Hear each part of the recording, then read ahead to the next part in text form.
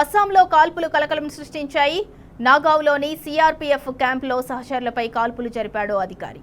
ఇక ఈ ఘటనలో ఇద్దరు అక్కడికక్కడే మృతి చెందగా మరో ఇద్దరు తీవ్రంగా గాయపడ్డారు. అయితే తోటి జవాన్లను హతమార్చిన అనంతరం తుపాకీతో కాల్చుకుని ఆత్మహత్య చేసుకున్నాడు ఆయన. ఈ ఘటనతో అప్రమత్తమైన ఉన్నతాధికారులు సమగ్ర విచారణకు ఆదేశించారు.